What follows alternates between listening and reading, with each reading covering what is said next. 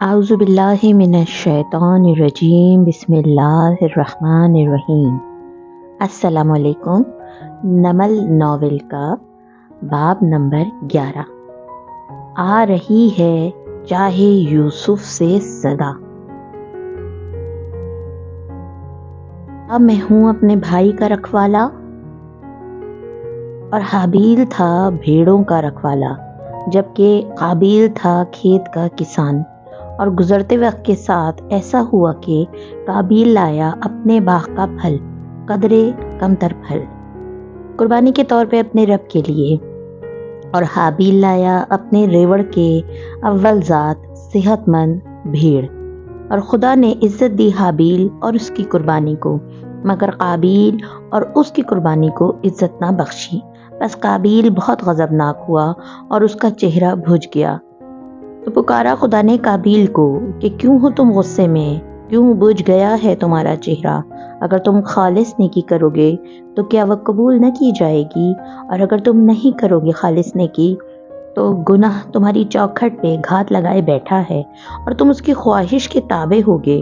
اور قابیل بات کرنے لگا اپنے بھائی حابیل سے، اور ایسا ہوا کہ جب تھے وہ دونوں کھیت میں تو قابیل اٹھ کھڑا ہوا اپنے بھائی حابیل کے مد مقابل اور قتل کر ڈالا اسے۔ بس پوچھا خدا نے قابیل سے، کہاں ہے تمہارا بھائی حابیل؟ تو وہ کہنے لگا، مجھے نہیں معلوم، کیا میں ہوں اپنے بھائی کا رکھوالا؟ اور اس پہ خدا تعالیٰ نے فرمایا کہ تم نے کیا کر ڈالا؟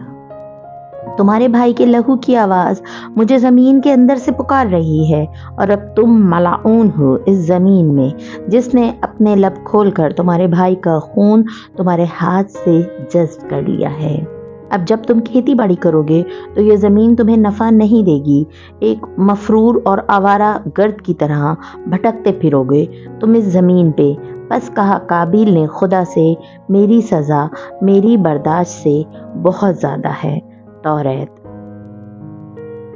عقد نکاح ہو چکا تھا، زمر کو اندر سے لایا گیا تو ایک طرف سیم اور دوسری طرف سعدی تھا۔ اس نے سعدی کی کوہنی تھام رکھی تھی اور اسی طرح قدم قدم چلتی نرم مسکراہٹ کے ساتھ آگے آ رہی تھی۔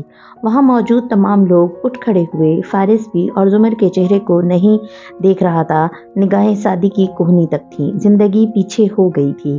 زمر کو اس کے ساتھ بٹھا دیا گیا تھا تو وہ بھی اسی سنجیدگی سے بیٹھ گیا۔ بظاہر وہ ندرت کی طرف متوجہ تھا جو اس سے کچھ کہہ رہی تھی، مگر کن اکھیوں سے اس کا نیم رخ دکھائی دے رہا تھا۔ وہ دوپٹہ اور پھر گھٹنوں سے نیچے میکسی کا فلیئر درست کرتی مسکرا کر کسی رشتہ دار کی مبارکباد کا جواب دے رہی تھی۔ اس نے میک اپ ہلکا کر رکھا تھا اور عام حالات میں اپنی پرکشش شخصیت سے ہٹ کر دیکھو تو وہ جو محض متناسب شکل و صورت کی مالک تھی، آج واقعی بہت خوبصورت لگ رہی تھی۔ اب ندرت جھک کر زمر کو کچھ کہنے لگی، آنکھیں نم تھیں جن کو وہ بار بار پوچھتی۔ وہ جواب میں نرم مسکراہٹ سے سرس بات میں ہلاتی رہی، مبارک، سلامت، مٹھائی۔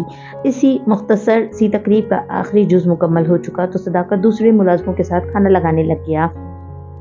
سیم نے صوفے پہ بیٹھے بیٹھے گردن اونچی کر کے آتے جاتے ملازموں کی ٹرے دیکھنی چاہی تو حنین نے ہاتھ دبا کر اسے ٹھنڈا کیا۔ یہ چاول اور چکن ہے، اتنی محنت نہ کرو، باربیکیو آخر میں ہے، میں پہلے ہی دیکھ چکی ہوں۔ اطمینان سے اطلاع دی۔ وہ فارس اور زمر کے صوفے کے قریب بیٹھی تھی۔ درمیان میں صرف بڑے ابا کی ویل چیئر تھی۔ دفعتاً بڑے ابا حنین کی طرف چہرہ کر کے دیکھنے لگے، لڑکی، کیا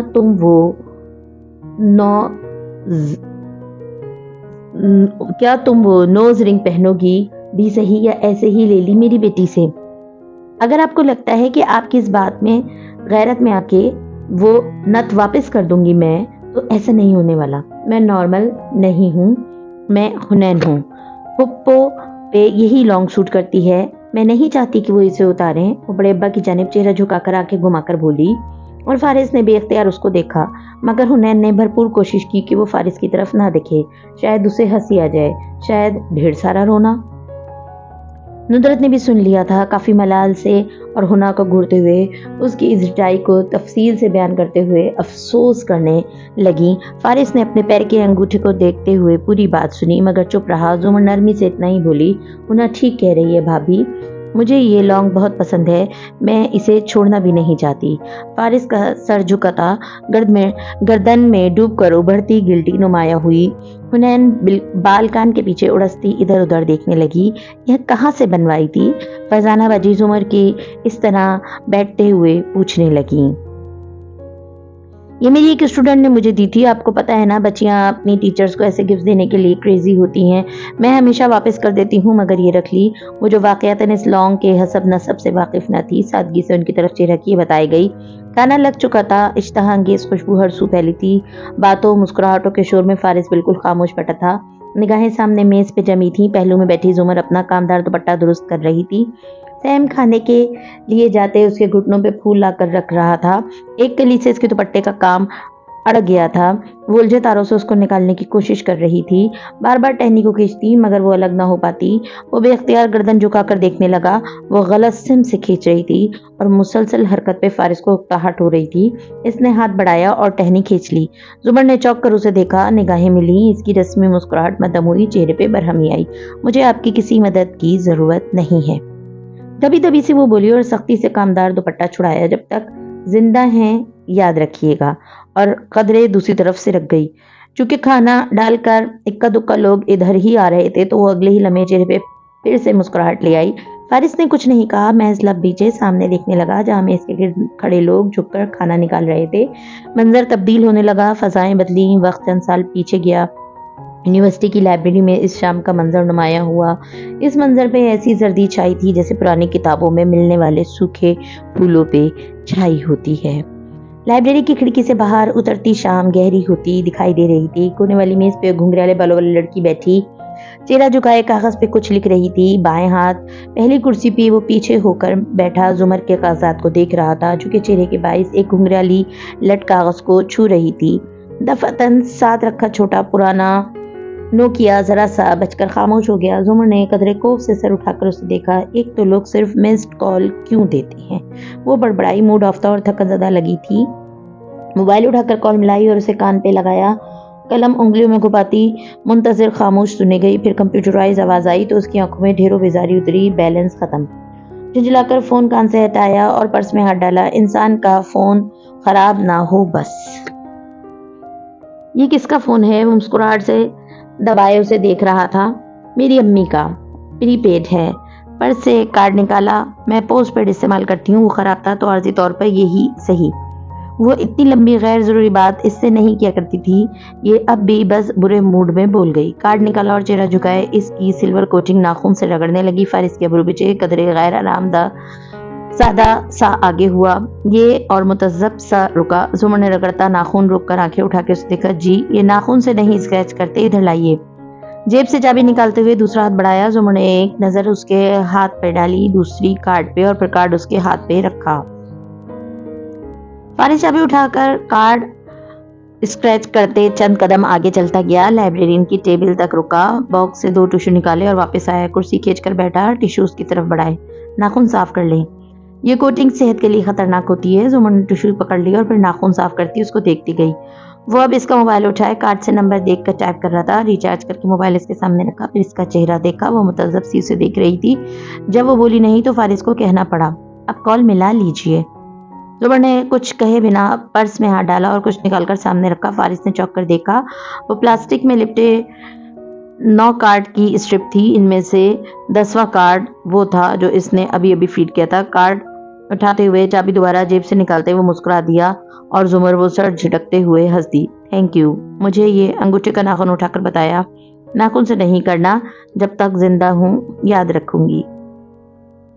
زر زمانوں کی شام وقت کی دھول میں مدھم ہو گئی تھی، یہاں تک کہ نئے اور رنگین مناظر اطراف میں ابھرنے لگے۔ باتیں، کہے، برتنوں کی آواز، کھانے کی خوشبو۔ وہ سر جھٹک کر واپس حال میں آیا۔ تقریب جاری و ساری تھی۔ کاش کوئی ہم سے بھی پوچھے، رات گئے تک کیوں جاگے ہو۔ کثرے کادار کے اونچے ستون رات میں بھی روشن نظر آتے تھے۔ ایسے میں فیونا لاؤنج کی سیڑھیاں چڑھ کر اوپر آئی اور نوشیروہ کے کمرے کا دروازہ بجا کر کھولا۔ نوشیروہ اندر نہیں تھا، غالباً باتھ روم میں تھا۔ مدام بتی جل رہی تھی۔ وہ پانی کی بکٹ لیے بالکونی کی سمت باہر نکل آئی، باری باری پودوں کو پانی دیا، گاہے بگاہے نگاہ اٹھا کر انہیں کسی کی سمت بھی دیکھ لیتی جہاں سفید پاؤں کو چھوٹے لباس والی دلہن کو ایک خاتون ہاتھ سے پکڑ کر گاڑی سے باہر لا رہی تھی۔ فیونا نے اشتیاق سے گردن اونچی کر کے دیکھنا چاہا، مگر دلہن کی پشتی وہ مایوس ہو کر اندر آ گئی۔ واپس جاتے جاتے اسٹڈی ٹیبل تک ٹھہری، وہاں کاغذ کی کھلی پڑیا رکھی تھی، اس پہ سفید دانے دار شے رکھی تھی۔ اس نے ٹھٹک کر اس پڑیا کو دیکھا، بے اختیار استجابی آبرو اٹھائی۔ تبھی باتھ روم کا دروازہ کھلا، فیونا چوک کر اس کی طرف دیکھنے لگی جہاں سے وہ آ رہا تھا۔ ملگجے لباس اور سرخ آنکھوں کے ساتھ وہ بہت سست لگ رہا تھا۔ فیونا نہیں ہلی، وہیں کھڑی رہی۔ نوشروے نے اسے دیکھ کر چونکا، فوراً اس پڑیا کو دیکھا، پھر ابرو تن گئے، بیزاری سے سر جھٹکا۔ جاؤ جا کر بتا دو ہاشم بھائی کو کہ میں ڈرگز لے رہا ہوں۔ فیونا نے تھوک نکلا، بظاہر مسکرائی۔ اگر میں گھر کے ایک فرد کی بات دوسرے کو بتانے والی ہوتی تو مسز کاردار مجھے پہلے دن ہی نکال دیتی۔ سر میں آپ کی ملازمہ ہوں، آپ کے حکم کی پابند۔ تابعداری سے سر جھکا کر وہ بولی تو شیرو مشکوک نظروں سے اسے گھورتا رہا، پھر اسٹڈی ٹیبل کی کرسی کھینچ کر بیٹھا، چابی کے لوہے سے ٹکڑوں کو چور چور کرنے لگا۔ سر کیا میں آپ کی کوئی مدد کر سکتی ہوں؟ قدرے ہمدردی سے اس نے ڈرگ پیتے شیرو کے ہاتھوں کو دیکھا۔ مجھے کسی کی مدد کی کیا ضرورت؟ بے پرواہی سے شانے اچکائے، مگر آواز میں اداسیاں گھل رہی تھیں۔ میں نوشروہ کا کردار ہوں۔ بھائی کہتا ہے تم ایک بڑے خاندان میں پیدا ہونے والے بڑے انسان ہو، میں کیوں مدد مانگوں گا کسی سے؟ وہ جیسے خود پہ طنز کر رہا تھا۔ فیونا بکٹ پکڑے فکرمندی سے بھویں سکیڑ کے 2 قدم آگے آئی۔ آپ کو ایسے نہیں سوچنا چاہیے، آپ واقعی ایک بڑے انسان ہیں۔ فیونا نے رک کر مزید خوبیوں والے سابقے لاحقے جوڑنے کی کوشش کی، مگر شیرو کی کوئی خوبی یاد نہیں آ رہی تھی۔ سر جھکائے چابی سے پاؤڈر پیستے اس نے استہزاء سے سر جھٹکا۔ پتہ نہیں کون بڑا ہے کون چھوٹا، ممی نے میرا نام نوشیروہ رکھا، جانتی ہو اس کا مطلب کیا ہوتا ہے؟ فیونا نے نفی میں گردن ہلائی۔ بادشاہ، سپر ہیرو۔ پھر سر جھٹکا۔ بے اختیار ایک منظر یاد آیا۔ کوریا جا کر روا کا ڈرامہ کرنے سے چند دن قبل حنین کو دیے جانے والے ڈنر میں جب سب لاؤنج میں بیٹھے تھے تو جواہرات نے ندرت کی کسی بات کے جواب میں کہا تھا، مجھے نہیں لگتا مجھے اپنے چھوٹے بیٹے کے نام سے زیادہ کوئی نام پسند ہے۔ نوشیروہ، ایک بڑا بادشاہ، ایک بڑا ہیرو، سپر ہیرو۔ فخر سے گردن تن کر نوشیروہ کو دیکھتے ہوئے اس کی ماں مسکرا کر بولی تھی۔ وہ بھی ذرا سا مسکرایا، اور وہ تیز ترار لڑکی، وہ شدید ری ٹیکٹنگ حنین، وہ فوری سادی کے قریب جھکی اور کان میں سرگوشی کی۔ اور وہ تیز ترار لڑکی، وہ شدید اریٹیٹنگ حنین، وہ فوراً سادی کے قریب جھکی اور کان میں سرگوشی کی۔ بھائی اگر یہ لوزر سپر ہیرو ہے، میں تو پھر ہیلن آف ٹرائی ہوں۔ اور سادی نے بہت دقت سے اپنی مسکراہٹ روک کر اس کو چپ رہنے کو کہا، کیونکہ نوشیروہ قریب ہی بیٹھا تھا اور اس نے سن لیا تھا۔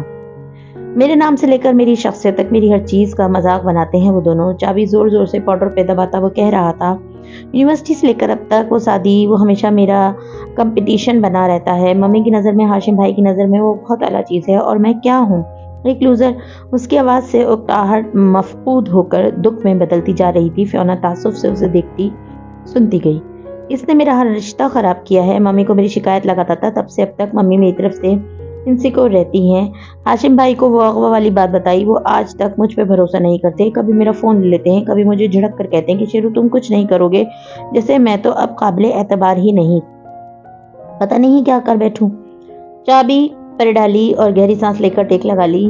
چہرہ اب بالکنی کے دروازے کی طرف تھا اور وہاں سے آتی روشنی میں اس کی آنکھوں میں کچھ بھیگتا دکھائی دے رہا تھا۔ اور میرے ڈیڈ، اس نے ڈیڈ اور میرے درمیان اتنا فاصلہ پیدا کر دیا کہ میں ان کی منتیں کرتا رہا وہ مجھے معاف کر دیں، مگر وہ مجھ سے بات ہی نہیں کرتے تھے۔ اس نے آنکھیں بند کی، زخم پھر سے تازہ ہوئے۔ اس رات تو میں نے سوچ لیا تھا آج سونے سے پہلے میں ان کے پاس جاؤں گا اور ان کے گلے لگ جاؤں گا، اور اس دفعہ وہ مجھے معاف کر دیں گے۔ اور اسی رات فیونا، میرے ڈیڈ مر گئے۔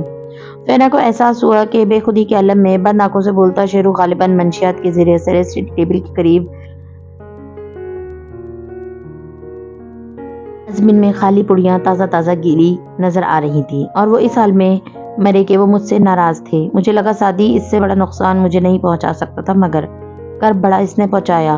وہ لڑکی جسے میں پسند کرتا ہوں، اس نے اسی کو بلیک میل کیا اور پھر میرے اور اس کے رشتے کو اتنا پیچیدہ کر دیا کہ ہاشم بھائی اور ممی۔ آنکھیں کھولی اور نفی میں سر لایا۔ اب وہ کبھی مجھے اس لڑکی کے ساتھ تعلق رکھنے کی اجازت نہیں دیں گے۔ سادی نے میرے رشتے کو خراب کیا ہے، میں اسے کبھی معاف نہیں کروں گا۔ وہ سست ڈھیلے انداز میں نفی میں سر ہلاتے کھڑکی کو دیکھتے کہی جا رہا تھا، ایک دن میں اس سے انتقام لوں گا، ہر چیز کا انتقام۔ ذرا دیر کو ٹھہرا، تم جاؤ فیونا، اور دوبارہ شکل مت دکھانا مجھے۔ فیونا قدرے گڑبڑا کر جی اچھا کہتی باہر نکل گئی۔ نوشیروہ کرسی پہ بیٹھا اسی طرح باہر کی روشنی کو دیکھتا رہا جو کمرے کا اندھیرا دور کرنے کے لیے اب بھی ناکافی تھی۔ خود کو بکھرتے دیکھتے ہیں، کچھ کر نہیں پاتے، پھر بھی لوگ خداؤں جیسی باتیں کرتے ہیں۔ وہ کتنی ہی دیر ادھر بیٹھا رہا، پھر مدھم سی دستک ہوئی تو اٹھا۔ انداز پہچانتا تھا، سوسائڈ ٹیبل سے ماؤتھ فریشنر اٹھا کر منہ میں اسپرے کیا اور چہرے پہ بشاشت لاتا دروازہ کھولا۔ ہاشم کافی کا مگ پکڑے سامنے کھڑا تھا۔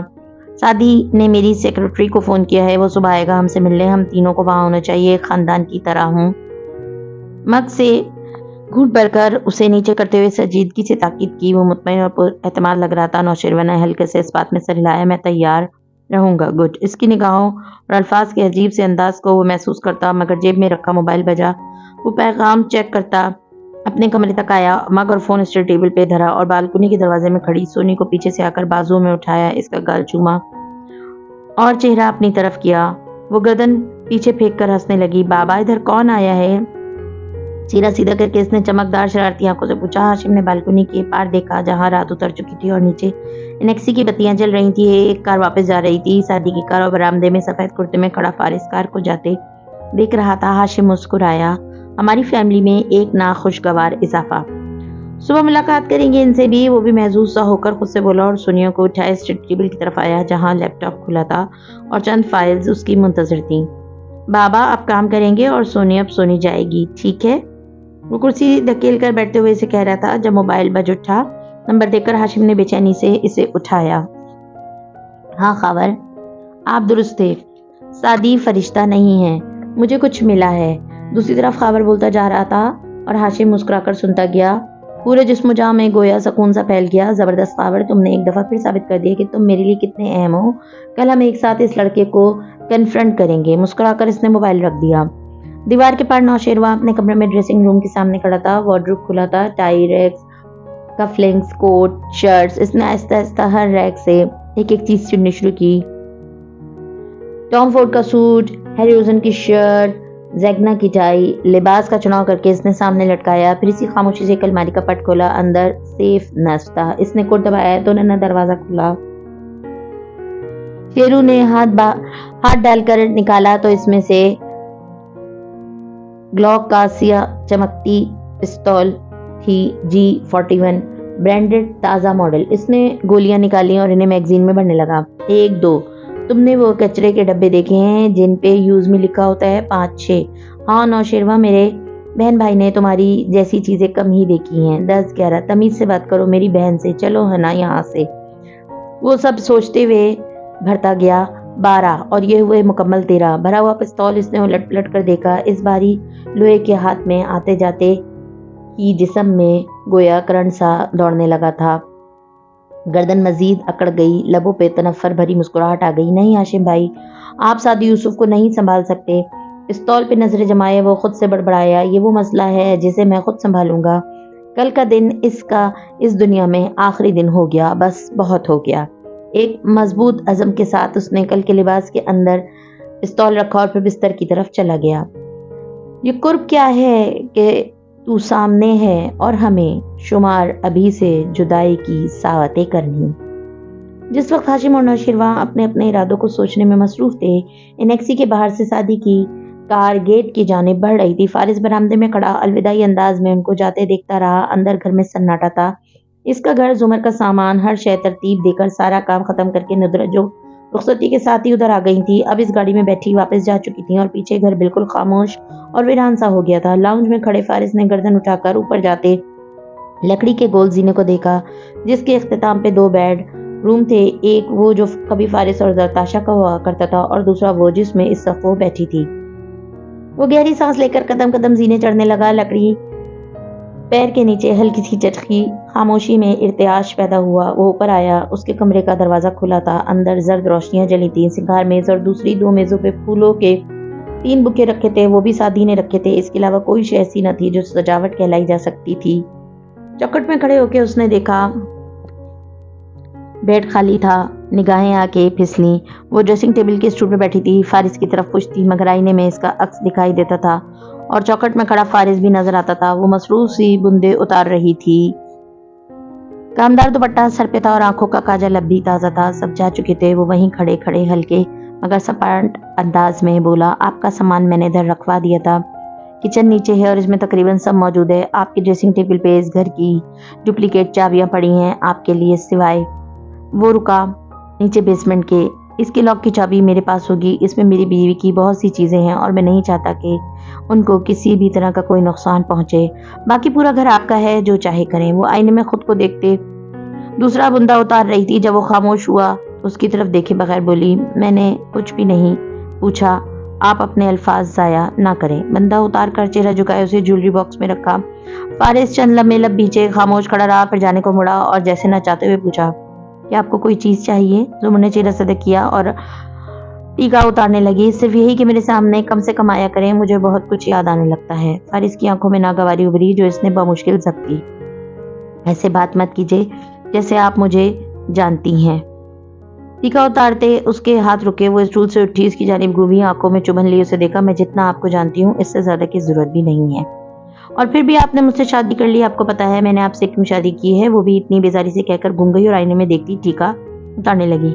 मुझे नहीं मालूम था आप इतनी जालिम हैं। चौखट में खड़े सीने पे बाजू लपेटे वो इसे देखते हुए आहिस्ता से बोला था। जुमर ने पिन निकालते हुए इसके अक्स को तेज नजर से घूरा। आप इस सब के हकदार हैं। ये मत समझिए कि जेल से निकलने के बाद आपकी सजा खत्म हो गई है। अच्छा? इसने अब्रू उठाकर उसे देखा। वैसे क्या करेंगी आप मेरे साथ, मुझे भी तो बताइए। दीवार से टेक लगाए वो उसको मुसलसल देख रहा था। मेरा और अपना वक्त जाया मत कीजिए और जाइए यहाँ से। अगर आप कुछ देर मजीद यहाँ ठहरे तो खुदा की कसम मैं दबे दबे गुस्से से इसने एक नजर फारिस पे डाली और दूसरी फूलों की टोकरी में रखी छुरी पे कुछ कर बैठूंगी। फारिस ने चौंक कर उसकी नजरों की ताकुब में देखा, फिर इसके अंदर कुछ टूटा था। आंखों में अफसोस दराया। गुड नाइट कहकर वो एक कदम पीछे हटा। नजरें अभी तक उस पे थीं। वो इन अल्फाज पे तेजी से चौखट तक आई और दरवाजे का हैंडल पकड़ा और उसकी आंखों में देखते गुड नाइट फारिस कहकर दरवाजा जोर से बंद किया। लॉक के 2 क्लिक हुए और अंदर से मुकफल हो गया। फारिस ने गहरी सर्द सांस खारिज की, हल्के से सर झटका और मुड़ किया। अपने कमरे में आया तो वहां मरकजी दीवार पे आज भी जरताशा और उसकी तस्वीर हावेजा थी। वो सियाह साड़ी में मलबूस थी। वो मुस्कुरा रही थी। उसकी आंखों के सामने तमाम मनाजिर लहराए जब वो जरताशा से उकड़े लहजे में या गुस्से से बात करता था। और एक औरत ये थी, इसने दीवार को देखा, जिसके पार वो फूलों से महकता कमरा था। और एक औरत ये थी जिसको कचहरी में लोग रोजमर्रों के हिसाब से गालियां देते थे, मगर एक यही औरत थी जिस पे इसे गुस्सा नहीं आता था। आप इस दिन क्या करेंगी मैडम प्रोसिक्यूटर? जिस दिन आपको ये मालूम होगा कि फारिस गाजी सच्चा था। तस्वीर को देखते हुए वो बड़बड़ाया था। बाहर रात इस तरह भीग रही थी। दूसरे कमरे में मौजूद जुमर अपने लिबास तब्दील करके इस अजनबी बेड पे आ बैठी थी। जुमर का फर्नीचर, जुमर का नया बेड कवर, मगर फिर भी हर शय पराई लग रही थी। कुछ देर पहले फारिस के सामने का बेतासुर चेहरा अब तकलीफ के एहसासात में लिपटा था। वो उदासी से बेड कवर पे हाथ फेर रही थी। क्या बिगाड़ा था मैंने फारिस का जो उसने मेरे साथ ये किया? ना चाहते हुए भी लबों से फिसला, मगर उदासी अल्फाज तक ही महदूद रही। ना दिल भराया, ना आग भीगी। वो जुमर थी। वो रुला सकती थी मगर रोती नहीं थी। रात मजीद गहरी होती चली गई और अब चंद घंटे बाद इसने एक ऐसे दिन को जन्म देना था जो इन 2 खानदानों में से किसी को भी भूलने वाला नहीं था। ये लोग कैसे मगर दुश्मनी निभाते हैं। हमें तो रास ना आई मोहब्बतें करनी। सुबह पूरे इस्लामाबाद पे तुलू हुई तो इसमें बासी गुलाब की पत्तियों और काफूर की खुशबू फैली थी। दूर जंगलों में जानवर यूं नोहा बुलंद कर रहे थे जैसे रात की तारीकी में कोई गारतगर किसी नन्हे भेड़िए के बच्चे को चीर फाड़ कर चला गया हो। कसर कारदार के सब्जेदार पे वाक़ नेक्सी के अंदर भी सुबह की रोशनी फैली थी। फारिस ओपन किचन की गोल मेज के गिर्द बैठा था। मग से चाय के घूंट भर रहा था जब लकड़ी के जीने में बारीक हील की आवाज नीचे आती सुनाई दी। वो ना रुका ना मुड़ा। सामने फ्रिज के चमकते दरवाजे में अक्स दिखाई दे गया था। वो सियाह मिनी कोट पहने बैग और फाइल्स उठाए जीने उतर रही थी। घुंघराले बाल समेट कर चेहरे के बाएं तरफ डाल रखे थे। वो मोबाइल पे कोई पैगाम टाइप करते हुए निगाहें झुकाए उतर रही थी। इस तरह चलती आई फ्रिज के पास रुकी, डोर खोला, ठंडे पानी की बोतल निकाली। तो आप ऑफिस जा रही हैं? निगाहें इस पे जमाए चाय का घूंट भरता वो हल्के से बोला। वो स्टूल पे बैठी उसकी तरफ पुश किए पानी पीने लगी। जवाब नहीं दिया। वैसे प्रोसिक्यूटर साहिबा आंखें सुकड़ कर उसे देखते कोई गैर महसूस सी मुस्कुराहट दबाए वो हल्के अंदाज में गोया हुआ, آپ کو یہ خیال نہیں آیا کہ اگر میں آپ کے والد کو جا کر اس شادی کی حیثیت بتا دوں تو کیا ہوگا؟ زمر پانی پی کر کھڑی ہوئی، نل سے گلاس دھویا اور واپس رکھا اور اس کی جانب گھومی، سنجیدہ چپتی ہوئی نگاہوں سے اس کا چہرہ دیکھا۔ آپ کبھی بھی یہ نہیں کریں گے۔ اچھا؟ فارس نے ابرو اٹھایا۔ آپ کو کیوں لگتا ہے کہ میں یوسف صاحب کے سامنے جا کر یہ بات ان سے نہیں کہوں گا؟ زمر کے لبوں پہ ہلکی سی تلخ مسکراہٹ آئی، کیونکہ سامنے سے کچھ کرنے کے لیے جو گٹس چاہیے ہوتے ہیں وہ آپ میں نہیں ہیں۔ آپ صرف پیچھے سے وار کرنے والوں میں سے ہیں۔ ٹھنڈے انداز میں اس کی آنکھوں میں دیکھ کر بولی تھی۔ فارس کی دبی ہوئی مسکراہٹ بھی غائب ہوئی۔ ابرو اکٹھے ہوئے، آنکھوں میں سختی آئی۔ مگ کے ہینڈل کو زور سے دبایا، مٹھی میں بیچا، گویا ضبط کیا ہو۔ کیوں غصہ آ رہا ہے؟ مجھے بھی آیا تھا مگر اب نہیں آتا۔ ایک کاردار نظر اس پہ ڈال کر وہ اپنی فائل سمیٹتے دروازے کی جانب بڑھ گئی، پھر رکی اور مڑ کر اسے دیکھا۔ مجھ سے مخاطب ہونے کی کم سے کم کوشش کیا کیجیے، اور ہاں، آئندہ اس کانٹریکٹ کو شادی مت کہیے گا۔ آپ سلگتی نظروں سے اسے سر سے پیر تک دیکھا۔ آپ میرے شوہر نہیں ہیں، صرف میرے باپ کے مقروض ہیں اور اپنا قرضہ اتار رہے ہیں۔ فارس نے چہرہ موڑ لیا اور مگ سے گھونٹ بھرنے لگا۔ وہ راہداری عبور کر کے دروازے تک آئی تھی کہ وہ بجا۔ زمر نے اسے کھولا۔ وہ بھی بے اختیار اس طرف دیکھنے لگا۔ وہ سامنے سے ہٹی تو باہر کھڑا شخص نظر آیا اور اسے دیکھتے ہی فارس نے بیزاری سے چہرہ پھیر لیا۔ گڈ مارننگ مسز غازی۔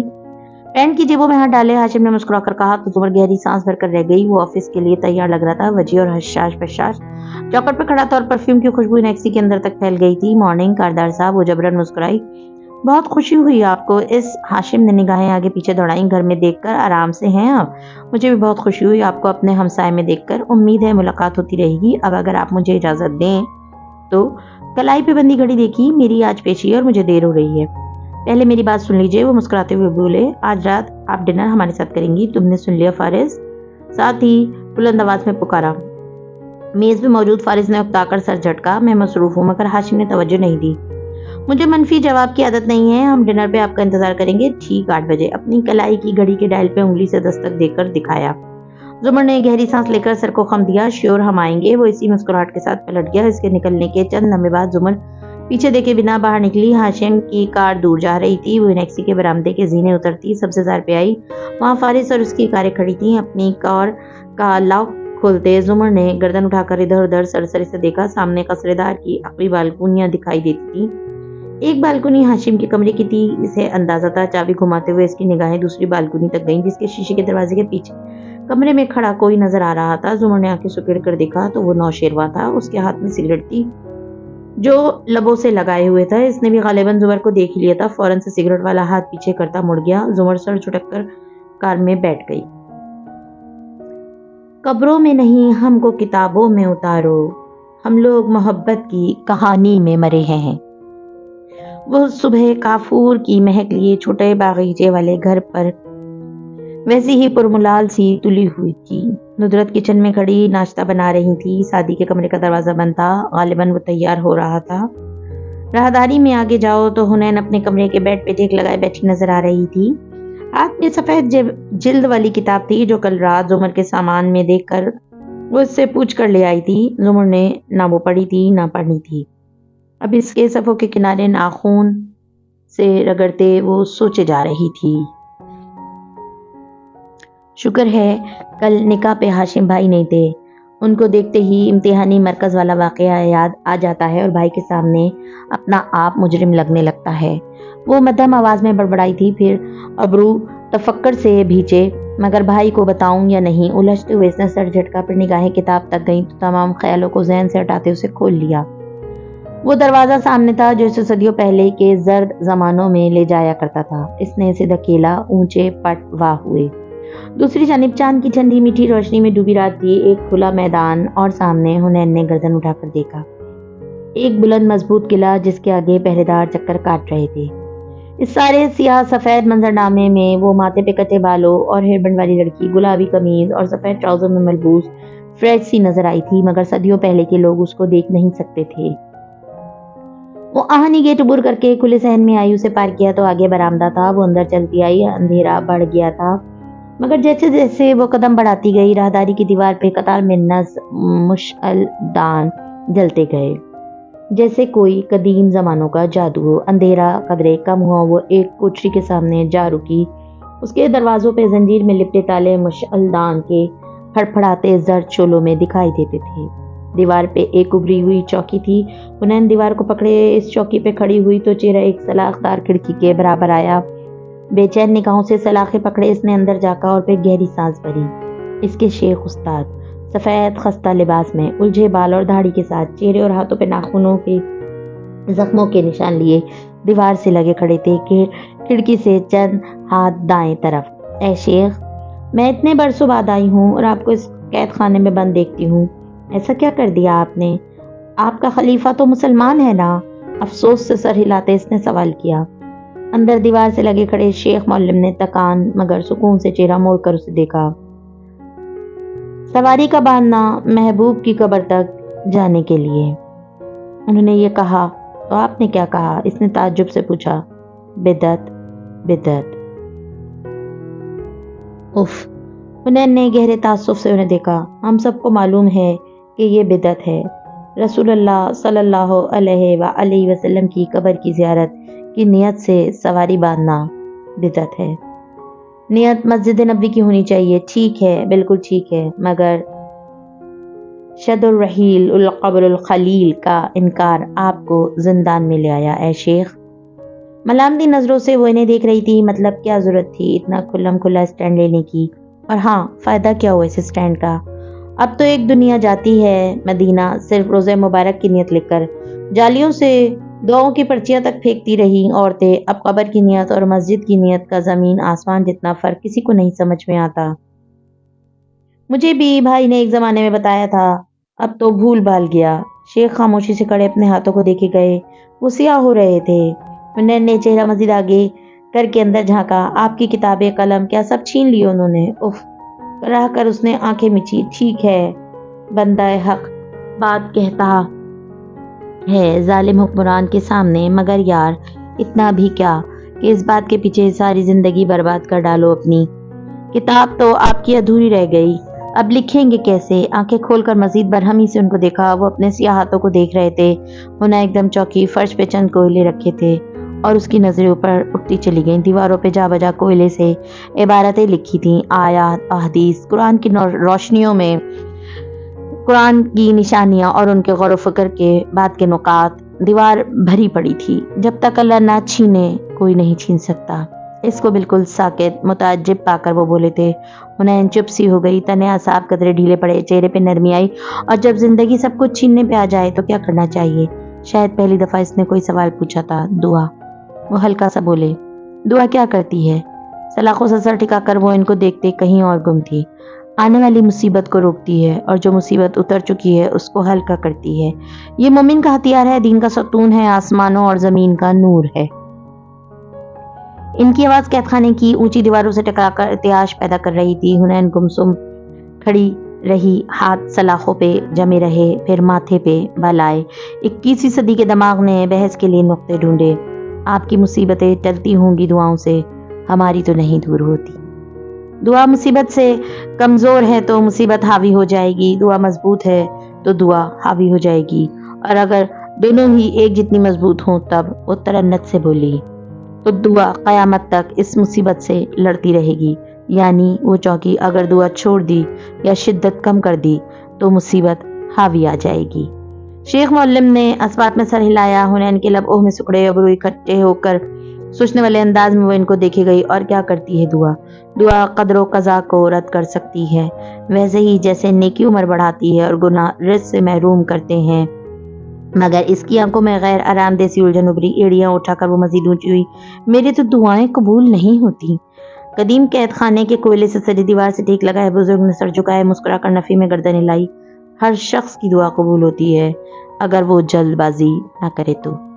جلد بازی مطلب یہ ہے کہ تم کہنے لگو کہ میں نے دعا کی اور بہت دعا کی مگر میری دعا قبول ہوتی نہیں نظر آ رہی۔ یہ کہنے کے بعد تم لوگ مایوس ہو کر دعا کرنا چھوڑ دیتے ہو۔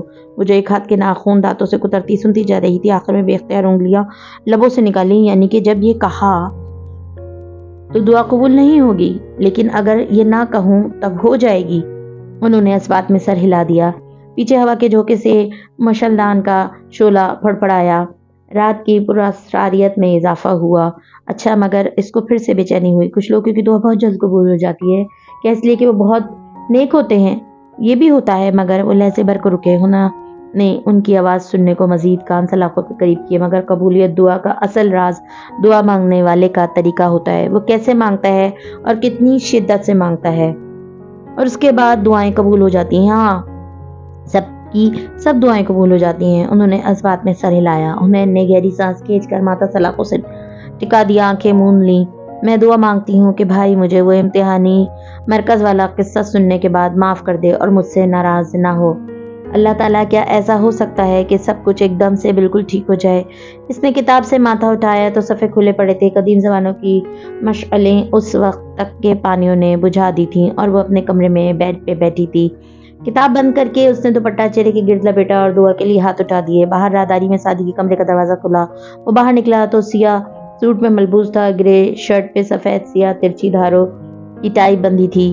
بال اس نے فجر کے وقت جا کر کٹوا لیے تھے، اب سامنے سے جیل لگا کر پیچھے کیے تو سیدھے لگتے، اگر مڑتا تو پیچھے سے گھنگریالے نظر آتے۔ ندرت چائے لے کر راہداری میں آئیں تو وہ گول میز کے سرے پہ کرسی کھینچ رہا تھا۔ آفس کے لیے دیر نہیں ہو رہی تمہیں؟ حیرت سے پوچھتے انہوں نے منگو سے تھمایا۔ نہیں، آفس نہیں جا رہا، کسی اور کام سے جا رہا ہوں۔ وہ بنا عجلت کے آرام سے چائے کے گھونٹ بھرنے لگا۔ ندرت نے آنکھیں سکیڑ کر اس کے سوٹ کو دیکھا۔ یہ اپنا سب سے اچھا سوٹ تو تم آفس بھی نہیں پہن کر جاتے، آج کیا خاص ہے؟ سعدی نے کہا پھٹا کر سنجیدگی سے انہیں دیکھا۔ میں نہ بھاگ کر شادی کرنے جا رہا ہوں۔ انہوں نے دھپ سے اس کے کندھے پہ تھپڑ لگایا اور مصنوعی خفگی سے بڑبڑاتی پلٹ گئیں۔ وہ ناشتہ کر کے اٹھا اور ابھی راہداری کے سرے تک آیا ہی تھا کہ حنین کمرے سے باہر نکلی۔ وہ چہرے کے گرد دوپٹہ لپیٹے مضطرب اور بے چین لگ رہی تھی۔ تمہاری فجر کی اذان اس وقت ہوتی ہے؟ نہیں، وہ اس نے غور نہیں کیا۔ کیا ہم تھوڑی دیر بات کر سکتے ہیں؟ سعدی نے غور سے اسے دیکھا جو انگوٹھے سے درمیانی انگلی کا ناخن کھرچتے ہوئے بول رہی تھی۔ تم کافی دن سے کہہ رہی ہو کہ تمہیں بات کرنی ہے، پھر رک جاتی ہو۔ حنین کا گلا خشک ہونے لگا، کچھ کہنے کے لیے لب کھولے پھر بند کر دیے۔ نہیں، آپ جائیں، اتنی خاص بات نہیں ہے، پھر کبھی صحیح۔ ارادہ بدل دیا؟ شیور؟ سعدی نے بغور اس کی آنکھوں میں دیکھا۔ حنین نے اس بات میں سر ہلا دیا۔ وہ مسکرایا اور خدا حافظ کہتا پلٹ گیا۔ دروازہ بند ہوا تو وہ وہیں بے چین سی کھڑی سوچتی رہ گئی۔ جہنم ہو کہ جنت، جو بھی ہوگا فیصلہ ہوگا۔ یہ کیا کم ہے کہ ہمارا اور اس کا سامنا ہوگا۔ وہ عمارت سڑک کنارے پوری آب و تاب سے کھڑی تھی، بالائی منظر کی۔ کارنر آفس میں خنکی پھیلی تھی، چوڑی میز کے پیچھے پاور سیٹ پہ ہاشم ٹیک لگائے بیٹھا مسکراتے ہوئے کاغذات پلٹتا جا رہا تھا، پھر چہرہ اٹھا کر سامنے کھڑے خاور کو دیکھا۔ یہ بہت زبردست کام ہے خاور۔ 27 سے فولڈر میز پہ ڈالتے اس نے پیچھے کو ٹیک لگائی، کھڑکی کے پاس سینے پہ بازو لپیٹے کھڑی جواہرات نے ناپسندیدگی سے اسے دیکھا۔ اس کے خلاف ذرا سا کچرا کافی ہے کیا؟ وہ معلوم نہیں ہمارے خلاف کتنی فائز ثبوت لے کر آئے گا۔ میم یقیناً اس نے بھی ابھی تک بہت کچھ نکال لیا ہوگا، مگر ہم اس کے ہر وار کا توڑ کرنا جانتے ہیں۔ وہ ناک سکیڑ کر واپس کھڑکی سے باہر دیکھنے لگی۔ سیاہ لمبے گاؤن اور موتیوں کی آویزہ میں ملبوس بھورے بال کندھے پہ آگے ڈالے وہ ناخوشگوار اور مضطرب سی لگ رہی تھی۔ آپ کیوں فکر کرتی ہیں ممی؟ ہاشم سنبھال لے گا۔ وہ مطمئن اور پرسکون تھا اور ہاشم کی میز کے عین سامنے دیوار سے لگے صوفوں میں سے ایک پہ براجمان نوشیروان بالکل خاموش تھا۔ اس کی آنکھیں ہلکی گلابی ہو رہی تھیں اور وہ مسلسل کچھ سوچے جا رہا تھا۔ اس عمارت کی بیسمنٹ میں عین اس وقت سعدی اپنے کار پارک کر رہا تھا۔ بیسمنٹ دوپہر کے باوجود اندھیری پڑی تھی۔ کار روک کر وہ کچھ دیر خاموشی سے اسٹیئرنگ وہیل پہ ہاتھ رکھ کے بیٹھا رہا۔ اسے وہ فلیش ڈرائیو یاد آئی جس میں موجود فائل وہ کھول نہیں سکا تھا۔ اس کے پاس ہاشم کے خلاف کچھ نہ تھا سوائے ایک آخری پتے کے۔ اگر یہ وہ ٹھیک سے کھل گیا تو سب ٹھیک ہو سکتا ہے۔ چند لمحے خاموشی کی نظر ہو گئے، پھر اس نے ڈیش بورڈ کھولا اور اپنا قرآن پین نکالا، چند بٹن دبائے اور وہیں سے تلاوت لگائی جہاں سے اس روز چھوڑی تھی۔ سعد الغامدی کی پرسوز آواز گاڑی کے اندر گونجنے لگی۔ میں اللہ کی پناہ چاہتا ہوں دھتکارے ہوئے شیطان سے، اور خاموشی سے سننے لگا۔ اور آپ سکھائے جاتے ہیں قرآن بڑے حکمت والے، بہت علم والے کی جانب سے۔ سعدی کے لبوں پہ اداس مسکراہٹ پھیل گئی۔ میں بھی یہی سوچ رہا تھا اللہ تعالیٰ کہ میں قرآن میں کیا تلاش کر رہا ہوں اس وقت، جبکہ مجھے اوپر ہاشم بھائی کے آفس میں ہونا چاہیے، اور دیکھیں مجھے جواب مل گیا۔ جب میں قرآن پہ غور کرتا ہوں تو گرہیں کھلنے لگتی ہیں۔ قرآن مجھے اللہ کی طرف سے دیا جا رہا ہے۔ اللہ جو نور ہے اور ساری روشنی اللہ آپ ہی سے ملتی ہے۔ مجھے اب سمجھ میں آیا کہ جو انرجی مجھے چاہیے، جو کسی بھی موسیٰ کو فرعون کے دربار میں جانے کے لیے چاہیے ہوتی ہے، وہ صرف قرآن دے سکتا ہے۔ ہلکی مسکراہٹ کے ساتھ وہ زیر لب کہہ رہا تھا، قاری غامدی اگلی آیت اسی مدھم خوبصورت آواز میں پڑھ رہے تھے جب موسیٰ نے اپنے گھر والوں سے کہا کہ वो एकदम चौंका, इधर उधर देखा। ओके अल्लाह, सीरियसली मुझे भूल गया था कि आगे मूसा अलैहिस्सलाम का जिक्र है। वैसे अल्लाह, आपको भी मूसा अलैहिस्सलाम का जिक्र कितना पसंद है। हर चंद आयतों के बाद फिर से फिरौन और मूसा व फिरौन। मतलब कभी कभी मैं हैरान होता जाता हूँ, कुरान में इतना जिक्र किसी का नहीं जितना मूसा का। क्यों? उसने बोला नहीं, सिर्फ सोचा था। आयत समातों में गूंज रही थी और जब मूसा ने कहा अपने घर वालों से कि मैंने देखी है एक आग, मैं अभी वहां से आपके लिए कोई खबर लाता हूँ या लेकर आता हूँ, कोई सुलगता हुआ अंगारा, ताकि आप इसे सेकें। जरा देर को वक्फा आया तो सादी ने गहरा सांस लिया। आह मूसा, इसने सीट की पुछ से सर टिकाकर आंखें बंद कर ली। हल्की आवाज में साथ साथ बड़बड़ाता रहा।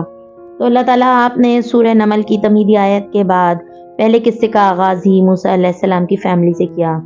मुझे इसीलिए ये सूरह बहुत अच्छी लगती है अल्लाह ताला, क्योंकि ये फैमिली वैल्यूज की सूरह है। देखिए ना, मूसा अलैहिस्सलाम ने जो बात कही इसमें आपका सीगा इस्तेमाल किया, हालांकि इस वक्त इनके साथ सिर्फ उनकी अहलिया थी। बेशक वो उम्मीद से थी, मगर सामने तो सिर्फ वही थी ना उनके। फिर भी मूसा अलैहिस्सलाम ने उनको आप कहकर पुकारा, जमाए ताज़ीम का सीखा। हमारे अंबिया जो हमारे माँ बाप थे, कितने मैनर्स थे ना उनमें, कितने नर्म और खूबसूरत से लोग थे वो। कोई हैरत नहीं मुझे कि आप अल्लाह ताला कुरान में हर चंद सफ़ात में मूसा अलैहिस्सलाम का जिक्र करते हैं। कितनी परवाह, कितना ख्याल था उनके अंदाज में अपने खानदान के लिए।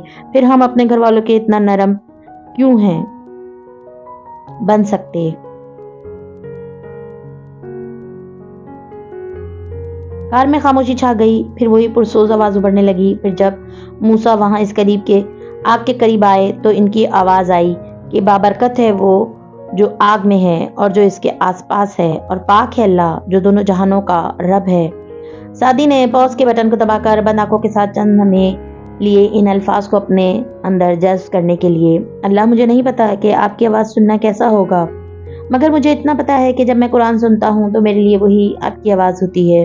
और ये अल्फाज बाज़ दफ़ा मेरी इस्तिताअत से ज़्यादा वज़नी बनकर मेरे दिल पे उतरते हैं। मेरे लिए कुरान और इससे जुड़ी हर शय बाबरकत है, क्योंकि ये कुरान मुझे बताता है कि अल्लाह कौन है।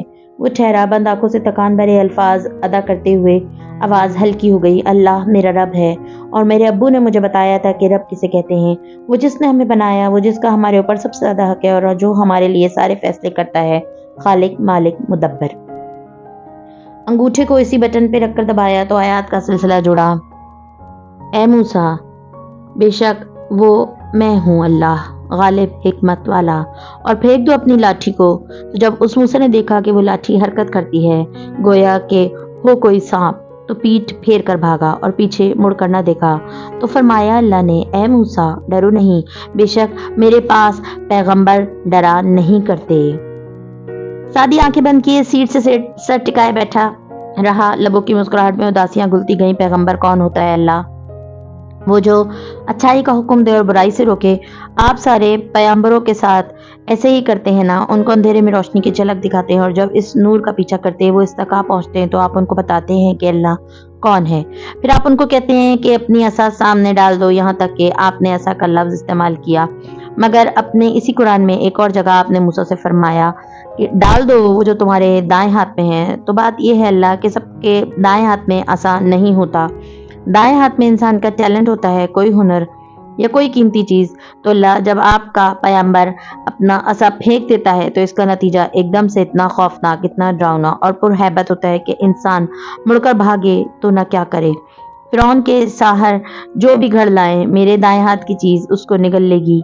मैं जानता हूँ और ये भी जानता हूँ कि अल्लाह के पास इसके पैगंबर डरा नहीं करते, ना अपने माजी से ना अपने मुस्तकबिल से, मगर मुझे फिरौन के पास डरने से डर लगता है। इसका दिल बोझल हो गया था, गोया फिर से हल्का होने के लिए।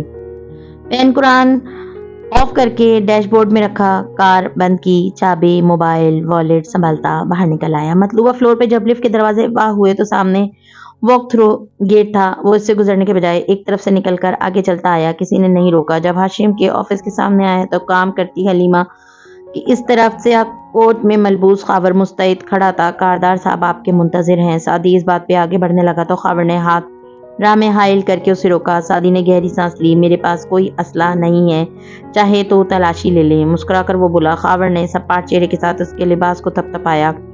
सेल फोन निकाल कर हलीमा की मेज की टोकरी में डाला और फिर मुतमईन होकर पीछे हटा। सादी ने कोट का बटन बंद किया, ऊपरी जेब में लगा सिल्वर पेन दुरुस्त किया और आगे बढ़ गया। वो चाहता था कि कासा खरीद ले, मगर मैं इसके ताज की कीमत लगा के लौट आया। अंदर ऑफिस में एक तरफ सोफे पे नौशेरवा बैठा था। उसे देखते ही माथे पे बल पड़ गए। सामने मरकजी मेज के पीछे हाशिम टेक लगाए विराजमान था। उसे देखकर मुस्कुराया। जवाहरात, जो अब हाशिम की कुर्सी की पुष्ट पे कोने टिकाए खड़ी थी, वो भी मुस्कुरा रही थी। आओ सादी, हाशिम नरमी से कहते जगह से उठा और हाथ बढ़ाया। सादी आगे आया, हाथ मिलाया और फिर सामने कुर्सी खींचकर बैठा। वो संजीदा नजर आ रहा था। क्या लोगे? चाय, सॉफ्ट ड्रिंक? इंटरकॉम उठाते हुए इसने दोस्ताना अंदाज में पूछा। कॉफी। वो बस इतना बोला। हाशिम ने इस्पात में सर हिलाया और रिसीवर कान से लगाकर कहा, हलीमा 2 चाय अंदर भेजो। फिर रिसीवर रख के हल्के के अंदाज में उसे टोका, इतनी गर्मी में कॉफी नहीं पीनी चाहिए तुम्हें। सादी गहरी सांस भर के रह गया। उसे हाशिम और उससे किस बात की तवक्को थी। और फिर जब जेब से प्लास्टिक जिप लॉक बैग में मुकीद नेकलेस निकालकर मेज पे रखा। आपकी अमानत, जो गलती से आपकी मुलाजमा ने मेरी जेब में डाल दी थी। नेकलेस मेज पे पड़ा रहा। किसी ने आंख उठाकर भी उसे न देखा। वो सादी को देख रहे थे। तुम क्या कहना चाहते हो सादी? हाशिम ने उसी मुस्कुराहट से उसे देखते बात का आगाज किया। सादी ने गर्दन मोड़कर पीछे हाथ बांधे खड़े खावर को देखा और फिर हाशिम के साथ खड़ी जवाहरात को। खावर हमारा अपना बंदा है, इसकी मौजूदगी में बात करो, मुस्कुराकर बोली। आई सी। सादी ने सर इस्पात में लाया, अलबत्ता अंदर से कुछ टूटा था। तो क्या? जवाहरात भी बहुत कुछ समझ में आया। फिर जरा सा खंकारा और हाशिम की आंखों पे निगाहें जमाए बोला, हम जिस दीन के मानने वाले हैं हाशिम भाई, इसमें मुख्तलिफ मसलों के लिए मुख्तलिफ स्कूल ऑफ थॉट होते हैं। कत्ल के मसले पे भी 2 आरा हैं। हाशिम इस तरह मुस्कुराकर उसे देखता रहा। पहले मसलक का कहना है कि सच्चे दिल से तौबा की जाए या दय्यत दी जाए तो कत्ल माफ हो जाया करता है। वह हदीसे में मरवी इस वाक्य को दलील बनाते हैं, जिसमें बनी इसराइल के एक आलिम के पास एक ऐसा शख्स आया जिसने 99 कत्ल किए थे। इसने कत्ल का माफी का पूछा और मनफी जवाब मिलने पे इस आलिम को भी कत्ल कर दिया। एक और आलिम के पास गया तो माफी की उम्मीद मिल गई। बहरहाल वाक़या आपको मालूम होगा।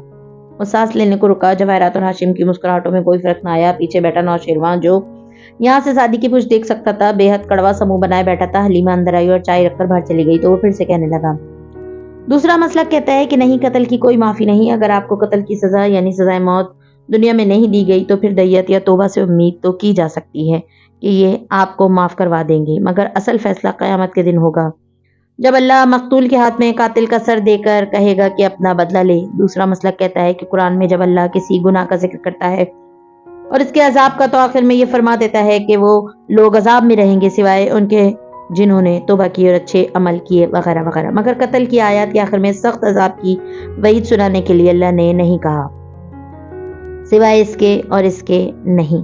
अल्लाह ने कातलों के लिए वो हमेशा अजाब में रहेंगे कहकर बात खत्म कर दी। अब बहुत से मुसलमान एक अकीदा रखते हैं और बहुत से दूसरा। मैं भी इस दूसरे मसलक से ताल्लुक रखता हूँ जो कहता है कि कत्ल की कोई माफी नहीं। जान ली है तो जान देनी पड़ेगी, क्योंकि हर इंसान अपने भाई की जान का रखवाला होता है। एक कत्ल उससे जुड़े तमाम इंसानों का कत्ल होता है। एक कत्ल, सिर्फ एक बेगुनाह मुसलमान का कत्ल, हाशिम भाई काबे को ढहा देने से बड़ा गुनाह है, और आपने तो मेरे खानदान के 2 लोग मार दिए। उसकी आवाज बुलंद हुई और कदरे कपकाई। आंखों में दुख और सदमा उतरने लगा। इतने साल बाद पहली दफा हाशिम के मुंह पे वो बोल दिया जो अभी तक दिल में छुपा कर रखा था। चंद लम्हे ऑफिस में खामोशी छाई रही। एसी की ठंडक जहन्नुम की तपिश में बदलने लगी। फिर हाशिम ने उसे नरमी से देखते हुए पूछा, और क्या सबूत है तुम्हारे पास कि ये सब मैंने किया है? सिर्फ मेरे दिल की गवाही और कुछ नहीं। हाशिम और खावर ने चौंक कर उसे देखा। वो खिड़की के साथ जा खड़ा हुआ था जहां से वो सादी को सामने से देख सकता था। जवाहरात हाशिम की कुर्सी पे टिकाई कोहनी बिना हटाकर सीधी खड़ी हुई, आंखों में अचंभा आया। तुम्हारे पास कोई सबूत नहीं? हाशिम को हैरत हुई। नहीं, मैंने आपकी फाइल चुराई थी उस रात पार्टी में, मगर मैंने खोल नहीं पाया। वो करप्ट हो गई। वो मेरी काबिलियत के ऊपर की चीज थी। खावर की गर्दन कदरे फखरिया मजीद तन गई। मैंने 1.5 साल कोशिश की कोई सबूत ढूंढूं, मगर मुझे एतराफ करना पड़ रहा है कि आप लोगों ने बहुत पक्का काम किया है। कदरे तकान और सताइश से उसने खावर को देखा। 1.5 साल? हाशिम ने सवालिया आबरू उठाई। आपने जरताशा और वारिस गाजी को कत्ल करवाया। मैं 1.5 साल से जानता हूँ, आपके भाई की मेहरबानी से। अकब में बैठे शेरू की तरफ इशारा किया। क्या میں نے ایک رات آپ کے گھر گزاری. آپ کا سیف جو آپ کی تاریخ پیدائش سے کھلتا ہے اس میں وارث ماموں کی بچوں کی تصویریں تھیں. میں نے اسے ایک نظر دیکھا اور میں جان گیا کہ یہ سب آپ نے کروایا ہے. شیرو کا چہرہ یوں ہو گیا گویا کسی ٹرک نے کچل دیا ہو. ہاشم کو مسکراہٹ جاتی رہی. اس نے بس ایک سخت ملامتی نظر نوشیروان پر ڈالی اور پھر سعدی کی جانب متوجہ ہوا اور اپنی اسی تھیوری کے بارے میں تم نے اور کس کس کو بتایا ہے؟ کسی کو بھی نہیں، کیونکہ آپ تو ایک وائٹ کالر کرمنل ہیں. کوئی کیسے یقین کرے گا کہ آپ یہ سب کروا سکتے ہیں؟ ہاشم ٹیک چھوڑ کر آگے ہو کر بیٹھا. سوچتے ہو لچتے انداز میں اسے دیکھا. اور تمہارے پاس یہ ثابت کرنے کے لیے کچھ بھی نہیں ہے؟ نہیں، مگر مجھے کسی ثبوت کی ضرورت بھی نہیں ہے. میں یہاں آپ کو پولیس کے حوالے کرنے نہیں آیا، میں آپ کو اپنے خاندان کے حوالے کرنے آیا ہوں. مطلب؟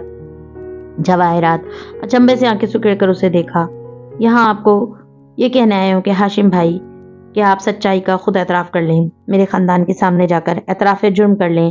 یوں فارس غازی بری ہو جائے گا ہر الزام سے. آپ سارا خالہ سے معافی مانگ لیں اور ان کے باپ کی دیت کی رقم ان کی بچیوں کو ادا کر دیں. ہم آپ کے خلاف پولیس میں نہیں جائیں گے، ہم آپ کو معاف کر دیں گے. اور ہاشم کو پہلی دفعہ لگا وہ سونیا کی پارٹی سے لے کر اب تک جو سادی ڈرامے سے پریشان ہوا تھا وہ سب بیکار تھا. یہ تو ایک بے وقوف گھامڑ اور معصوم سا بچہ تھا، بلکہ یہ تو پورے کا پورا گدھا تھا. اور یہ سوچ کر وہ زور سے ہنس دیا. جواہرات بھی قدرے سکون سے مسکرائی. ہنستے ہنستے ہاشم نے چائے کا کپ ہونٹوں سے لگایا، گھونٹ بھرا اور پھر اسے ہٹایا. مجھے کہنے دو سعدی کہ آج تم نے مجھے واقعی مایوس کیا ہے. میں ایک سوٹ ایک ہی دفعہ پہنا کرتا ہوں، تم نے میرے اس سوٹ کا فرسٹ ویئر ضائع کر دیا. جی؟ وہ الجھن بھرے انداز میں ہاشم کو دیکھنے لگا. کیا آپ یہ کہہ رہے ہیں کہ آپ نے یہ قتل نہیں کیے؟ او کم آن ہاشم بھائی، ہم دونوں جانتے ہیں کہ آپ نے کیا ہے. میں نے انکار نہیں کیا. ہاشم نے تازہ دم مسکراتے ہوئے اس بات میں سلایا.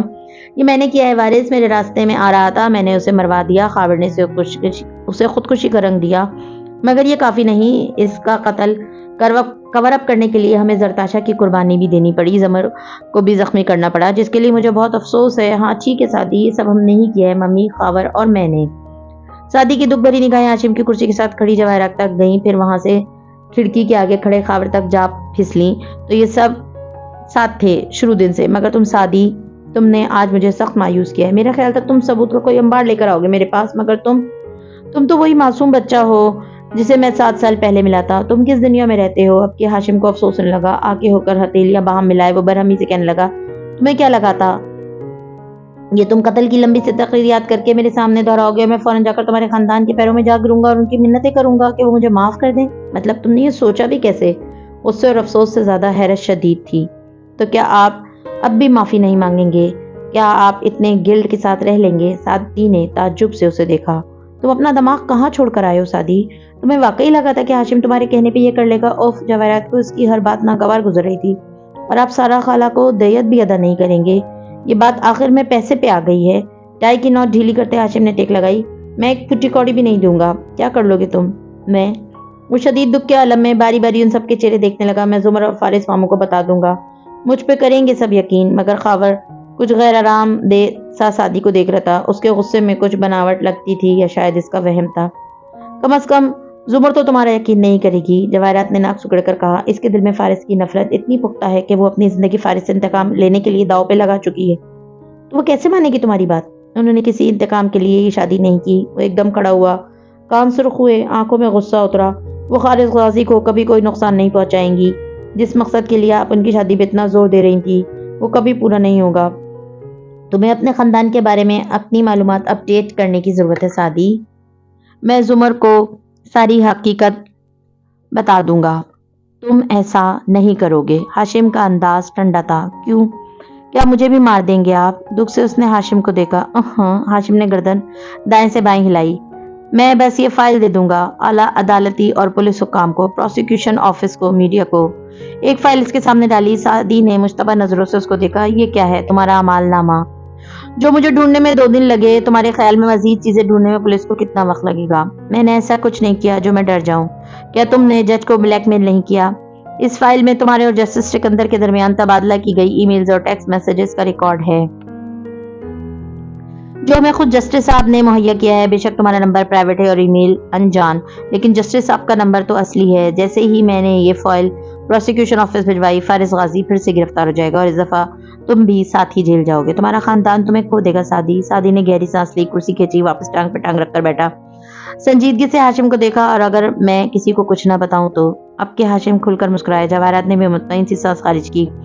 नौशेरवा हनूस खामोश था और खावर वो भी गैर आरामदेह सा खड़ा था। कुछ था जो इसे डिस्टर्ब कर रहा था, कुछ गलत था। मेरा ख्याल है हम एक मुआहदे को पहुंच सकते हैं।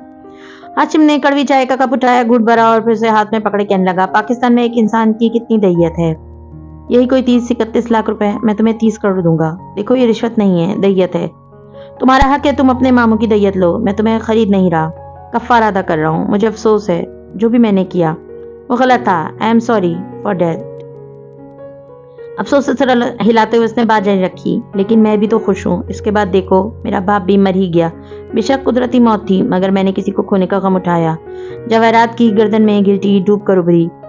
मेरी शादी टूट गई, मेरी बच्ची डिस्टर्ब होकर रह गई, मुझे दोबारा घर बनाने की तमन्ना ही नहीं रही। अब मैं सिर्फ काम पे ध्यान देता हूँ। मैंने भी बहुत दुख उठाए हैं, मैं अपनी सजा काट रहा हूँ।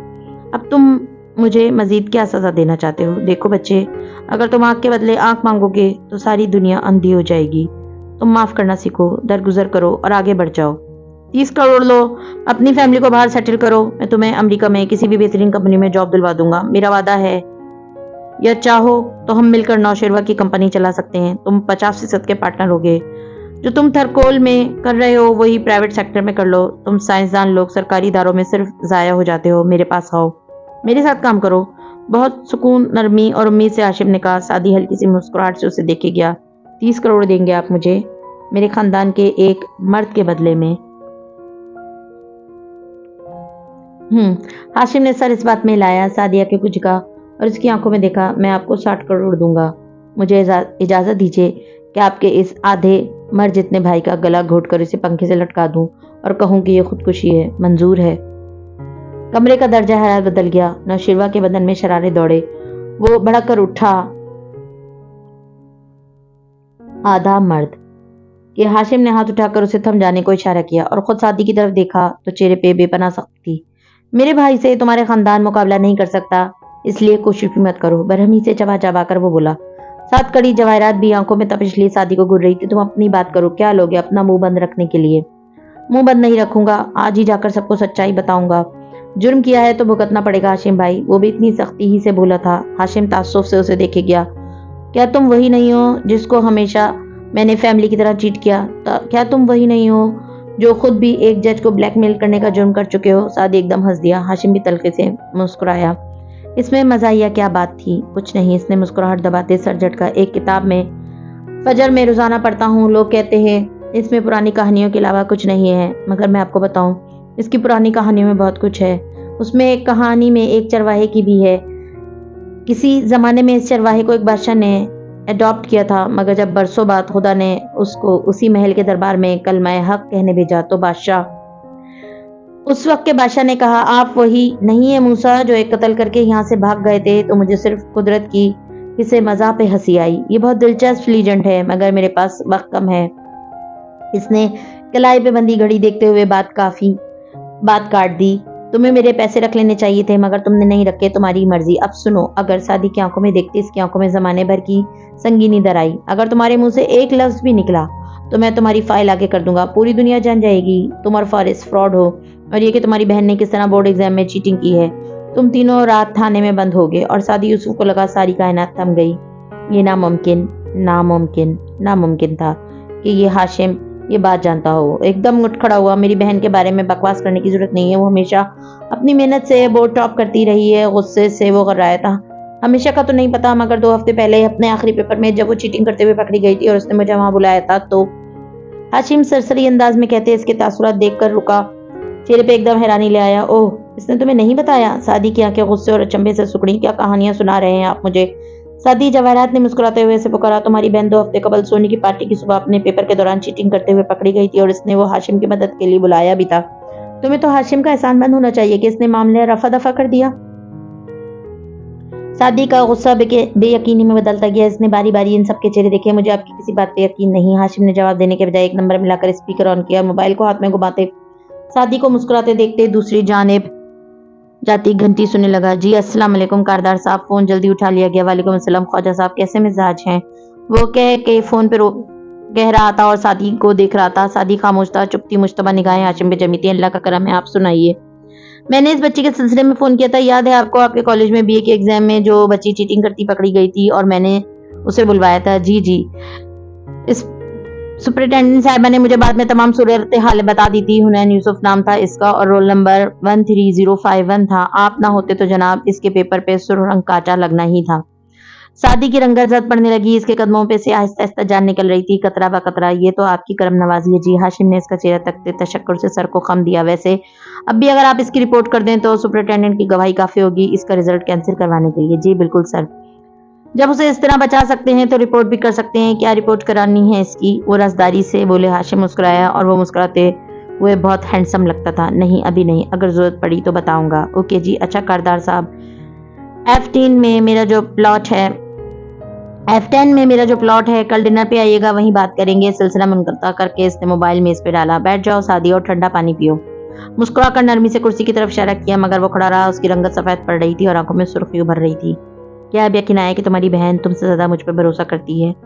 سعدی کی کن پٹی کی رگیں ابھرنے لگیں، سفید رنگت سرخ پڑنے لگی۔ ہاشم کی آنکھوں میں دیکھتے ہوئے غرایا، اس جعلی کل سے مجھے رتی بھر فرق نہیں پڑتا۔ میری بہن ایسا کچھ نہیں کر سکتی، آپ صرف مجھ پہ دباؤ ڈالنے کے لیے ایسا کر رہے ہیں۔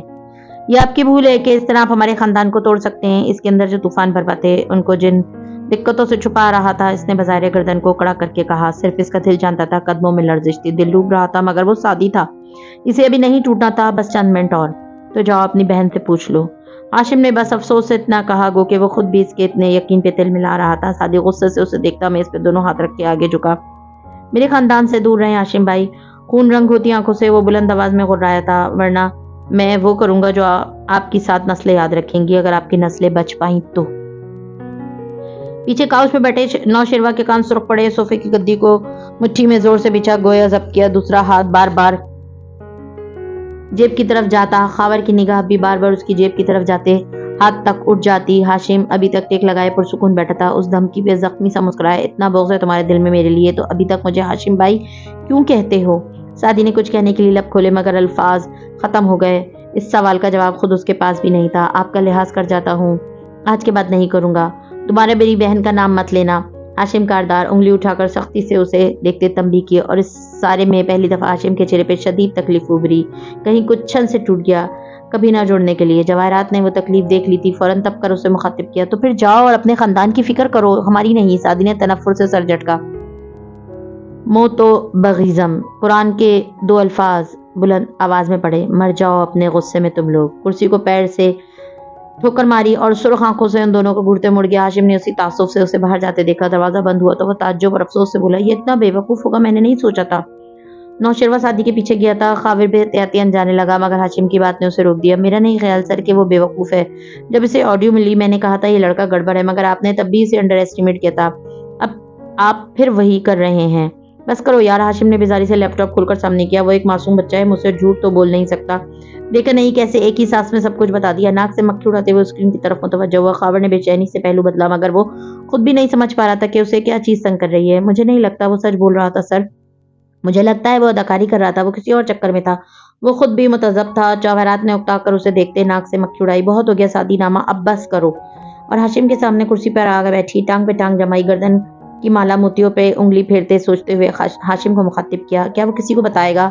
بتانا ہوتا تو اب تک بتا چکا ہوتا۔ اسے پتا ہے کوئی اس کا یقین نہیں کرے گا، ابھی غصے میں گیا ہے، ٹھنڈا ہوگا تو میں بات کروں گا اس سے، میں سنبھال لوں گا۔ خاور، یہ رپورٹ میں نے تمہیں کہا تھا کہ ہاشم نے اسکرین پہ کچھ دیکھتے خاور کو اشارہ کیا تو وہ جو گاہے بگاہے بند دروازے کو بے چینی سے دیکھ رہا تھا اب عادل ناخواستہ اس کے قریب آ گیا۔ جواہرات موبائل نکال کر میل چیک کرنے لگی۔ وہ تینوں اس تماشے سے ساؤنڈ پروف دروازوں کے باعث بے خبر رہے جو باہر ہو رہا تھا اور جس کا خاور کو ڈر تھا۔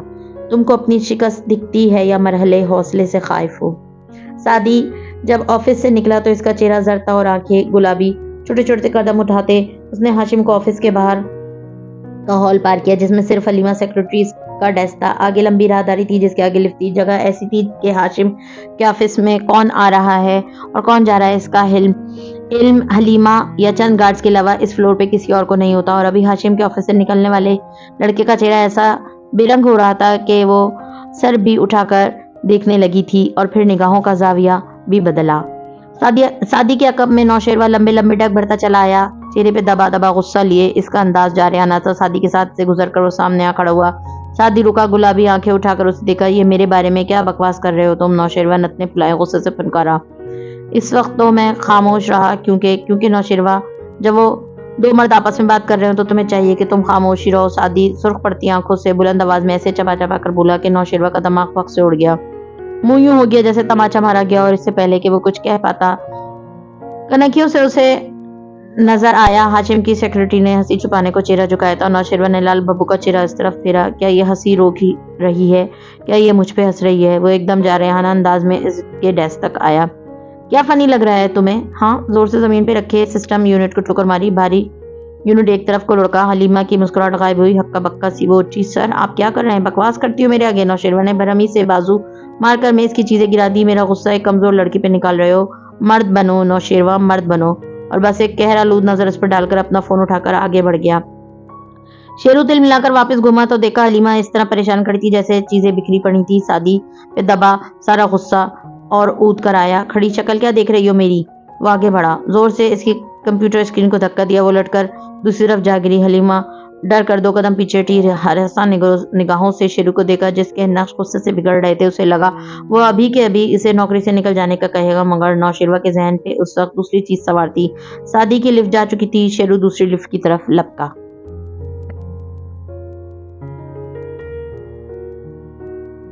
مزید ویڈیوز دیکھنے کے لیے ہمارے چینل کو سبسکرائب کیجیے۔